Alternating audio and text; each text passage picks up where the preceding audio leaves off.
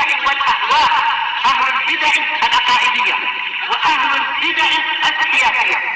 نقول بيننا وبينكم السلف، بيننا وبينكم الكتب، كان فيقول البدع بيننا وبينكم.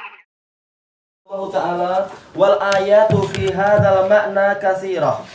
Ayat-ayat di dalam makna ini banyak. Sebenarnya satu ayat atau satu surat saja sudah cukup. Bagaimana sementara Allah Ta'ala betul-betul menghiasi kitabnya dengan apa? Dengan diselingi targhib wa tarhib, diselingi dengan khauf dan roja. Jelas ini adalah tarbiyah yang sangat bagus. Diulang-ulang di sela-sela pembahasan fikih, terkadang diulang-ulang disebutkan di dalam apa? Sela-sela pembahasan adab, terkadang diulang-ulang ketika apa? Sedang membahas masalah akidah, dan bahkan apa? Terkadang disisipkan di dalam pembahasan sejarah. Ini adalah untuk apa? Mentarbiyah hambanya dengan tarbiyah yang terbaik. Tidak ada yang lebih baik daripada apa? Tarbiyah Qur'aniyah dengan segala konsekuensinya. Baik. Sebagaimana apa yang dinisbatkan kepada Imam Syafi'i, apa itu? Lau tadabbaran nasu hadhihi as-surah lakafathum. Seandainya manusia merenungkan surat apa itu? Al-Asr, ini saya cukup bagi mereka karena di dalamnya ada targhib dan di dalamnya ada tarhib. Untuk apa itu? Tarhibnya adalah apa? Semuanya akan merugi. Targhibnya apa? Untuk orang beriman, kemudian beramal soleh, lalu apa? Saling mendakwahkan kebenaran dan juga apa? Saling mewasiatkan untuk menetapi kesabaran. Ini targhib wa tarhib. Seandainya satu surat itu saja, ini cukup untuk apa? Manusia memperbaiki amalan. Baik. Fayajtami'ul khaufu warraja'u fi ayataini muqtarinatain. Maka terkumpullah rasa takut dan harapan di dalam dua ayat yang bergandengan. Beberapa contoh yang beliau sebutkan di atas. Au ayatin, atau di beberapa rangkaian ayat. Au ayah, atau bahkan dalam satu ayat. Dan semuanya sudah dicontohkan di dalam apa? Di dalam contoh-contoh beliau di atas itu. Baik, sekarang masuk kepada hadisnya. Qala rahimahullahu taala al-haditsut tasi'u wa sab'un ba'da arba'imi'ah. 479. Wa an Abi Hurairah radhiyallahu anhu anna Rasulullah sallallahu alaihi wasallam qala.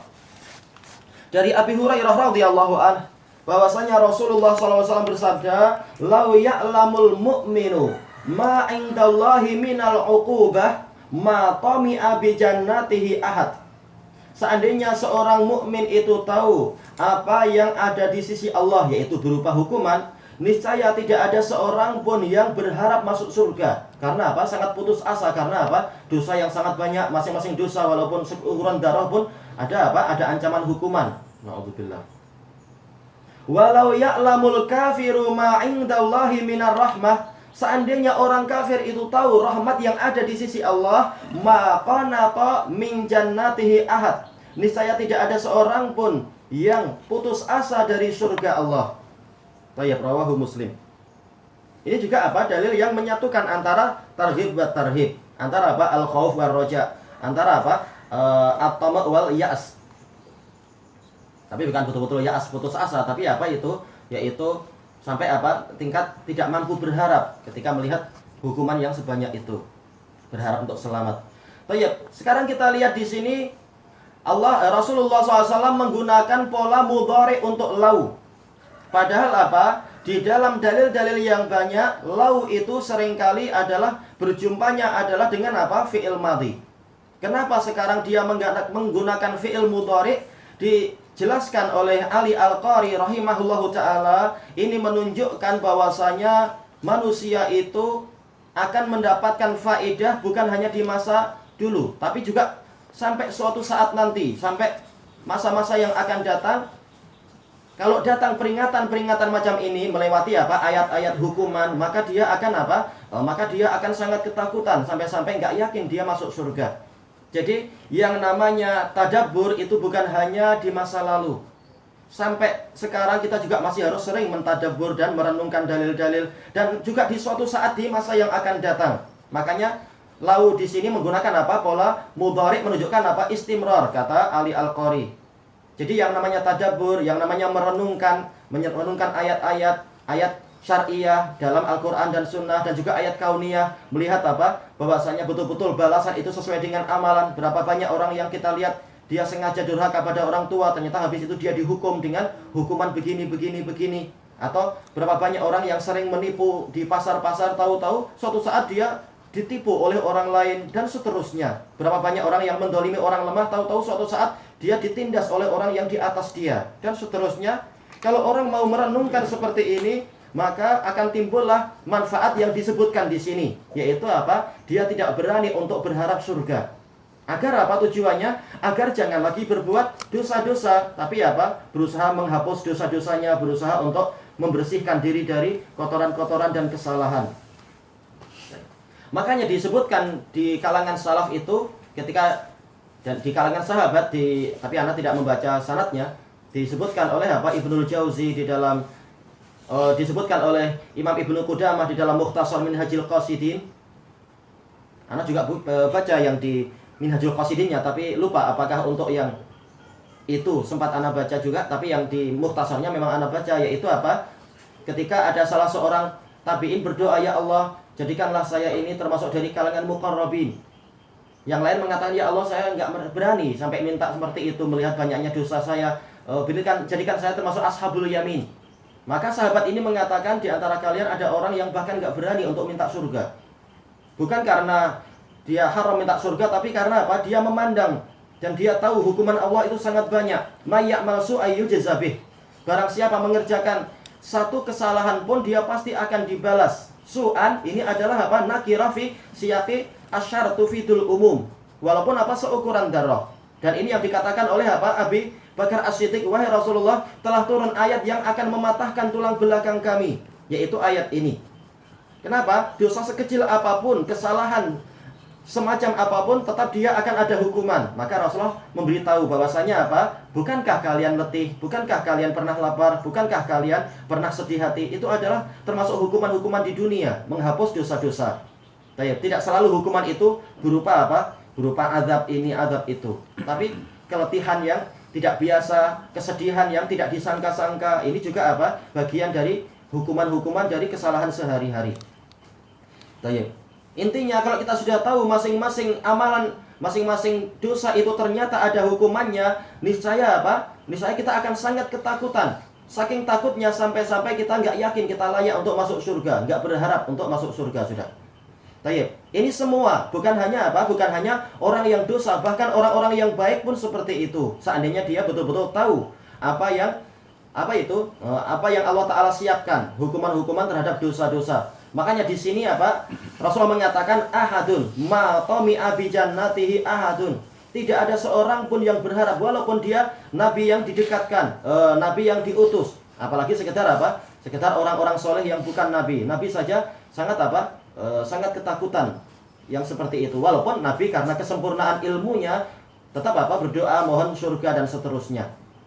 Kemudian di sini Rasulullah mengatakan lau ya'lamul mu'min. Ini menunjukkan bahwasanya yang sangat layak diharapkan untuk mengetahui masalah ini adalah seorang mukmin.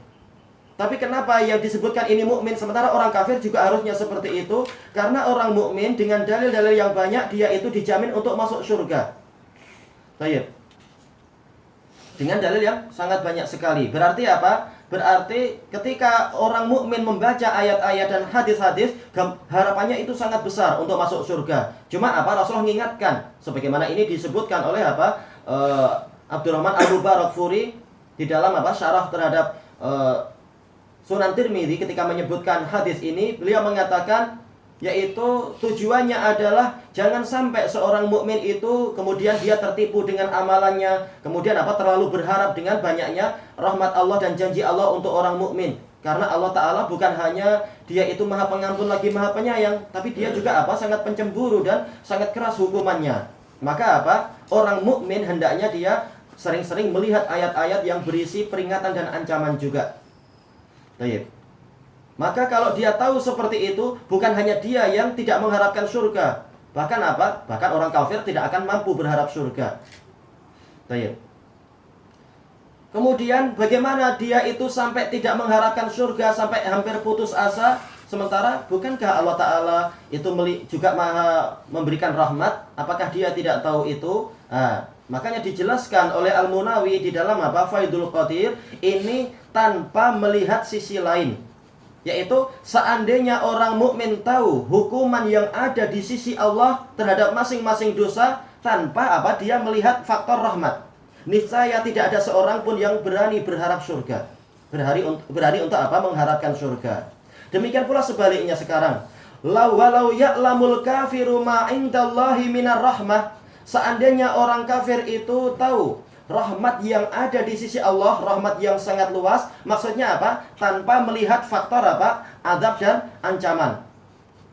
Maka maqanata min jannatihi ahad. Tidak ada seorang pun yang akan putus asa dari surganya Allah. Bahkan ahadun ini umum, berarti orang kafir juga akan berharap untuk masuk surga. Ini kalau tanpa melihat faktor lain, yaitu tanpa melihat adanya siksaan-siksaan untuk orang kafir, hukuman-hukuman untuk para pendurjana, para pelaku jinayat, dan seterusnya. Jadi tanpa melihat faktor kebalikannya. Cukup dengan semata-mata melihat luasnya rahmat Allah, niscaya bahkan orang kafir pun berharap masuk surga. Karena memang Allah Ta'ala maha baik, maha penyayang, maha rahmatnya itu akan mengalahkan kemurkaannya dan seterusnya. Tanpa dia melihat faktor lain, tanpa dia melihat cemeti adabnya Allah. Dan juga di dalam hadis ini, untuk orang kafir juga polanya adalah pola mudhari, lau ya'lamul kafir. Ini menunjukkan istimrar, yaitu hendaknya orang kafir itu bukan hanya merenungi diri sendiri satu kali saja, tapi sering. Jangan cuma sibuk untuk pergi ke diskotik, sibuk untuk mabuk-mabukan, sibuk untuk pergi ke Las Vegas untuk berjudi, atau sibuk untuk cari ayam dan seterusnya. Tapi sempatkan diri kalian wahai orang kafir untuk merenung, untuk memperhatikan, melihat tanda-tanda di alam semesta, membaca kitab suci. Bahkan kitab suci kalian nggak ada kitab suci yang menyuruh untuk untuk rajin maksiat. Bahkan disuruh untuk taat pada Allah, untuk takut kepada neraka. Kalau memang kitabnya memang kitab suci tentunya. Kalau kitabnya bukan suci ya salah sendiri, nggak layak jadi pegangan. Baik, berarti dari sini ada isyarat untuk kita jangan putus asa dari mendakwahi orang-orang kafir. Rasulullah aja dakwah terus selama 23 tahun. Bahkan Nabi Nuh berapa itu? 950 tahun, nggak putus asa. Sampai beliau melihat tanda yang jelas memang ini wala yalidu illa fajiran kafara. Dia tidak melahirkan kecuali orang yang sangat jahat dan sangat kafir. Ya sudah, boleh minta dilakukan pembersihan total sudah. Baik. Kalau nyamuk diusir nggak mau ya sudah, berarti memang perlu dikasih racun biar mati. Baik, panggil dinas kesehatan. Baik, berarti seperti itu pula kita diperintahkan untuk tidak putus asa mendakwahi orang-orang kafir. Baik itu di rumah ataupun di jalan-jalan ataupun di pasar-pasar dengan cara-cara yang disyariatkan tentunya. Bukan al-ghayah tubarirul wasilah. Itu tujuan dengan menghalalkan segala cara. Mereka masuk gereja, kita ikut gereja. Mereka baca kur, haleluya, kita pun juga ikut mengatakan haleluya. Lalu setelah itu bilang, masuk Islam nggak boleh macam itu. Sambil mereka membuat tanda salib, kita ikut buat tanda salib. Lalu kita bilang, ikut Nabi Muhammad yuk. Itu bukan cara yang betul. Tanpa yaitu dakwah, tapi tidak boleh dengan cara kita mengalah, ikut berbuat maksiat, apalagi ikut berbuat sebagian bid'ahnya mereka, dan seterusnya. Tahun baru ikut tiup trompet lalu bilang, mau nggak gua masuk Islam? Trompet bukan bagian dari Islam. Dan seterusnya. Tapi dakwah dengan cara yang betul. Baik. Maqanata min jannatihi ahad. Tidak ada seorang pun yang putus asa dari surganya Allah. Yaitu dikarenakan melihat luasnya rahmat Allah dan betapa luasnya surga itu. Sampai-sampai Rasulullah SAW menceritakan bahwasanya setelah penghuni surga yang entah berapa bilion, berapa banyak orang itu, manusia dan jin, sudah masuk surga, ternyata masih ada tempat kosong. Maka kalau semata-mata lihat ini tanpa melihat faktor adab dan neraka, bahkan orang kafir akan berharap oh saya nggak akan putus asa, mungkin itu saya lah, bolehlah saya masuk. Kalau saya masuk surga, Allah nggak rugi juga memasukkan saya. Yaitu semata-mata melihat rahmat Allah dan surga bagian dari rahmat, maka bahkan orang kafir pun tidak akan putus asa. Dia akan berusaha untuk ikut surga juga. Nah kalau dia tahu di surga masih ada tempat, dia tahu bahwasanya orang yang amalannya paling sedikit bahkan tidak beramal saja dia boleh masuk surga, dan surga juga masih ada tempat kosong, maka dia akan berharap. Maka seakan-akan dia akan mengatakan, kalau dia tanya ke temannya muslim, berarti tempat kosong itu boleh nggak saya tempati? Nah, muslim yang dia tahu cara dakwah, dia nggak membuat putus asa, kamu keraknya neraka, jangan. Tapi katakan boleh, tetapi sekedar masuk rumah saja ada syaratnya, ada kuncinya, punya kunci tidak, ada izin tidak. Nah, apalagi ini bukan apa? Bukan rumah biasa. Ini juga bukan rumah penguasa biasa, tapi ini rumah penguasa alam semesta. Di dalamnya ada bidadari surga. Sekedar kita melamar wanita di dunia saja ada syarat ini, syarat itu. Maka bagaimana melamar bidadari surga? Pasti syaratnya berat. Syaratnya apa? Yaitu pasti ada dan sangat mahal. Waduh, kalau berat, boleh nggak saya masuk? Maka kita katakan berat untuk orang-orang yang apa itu tidak punya semangat. Tapi untuk orang-orang yang punya semangat sebenarnya itu ringan. Kenapa? Kalian sendiri, wahai orang-orang barat, kalian sudah bilang sesuatu yang dikatakan gila itu pasti mungkin dilakukan. Menunjukkan apa? Semangatnya mereka masalah dunia. Walaupun sampai tingkat ini gila, ini mustahil, kalian sendiri mengatakan mungkin, karena kita manusia. Itu untuk masalah dunia, untuk masalah surga, yang insya Allah semakin dia taat pada Allah semakin nggak gila. Kenapa susah?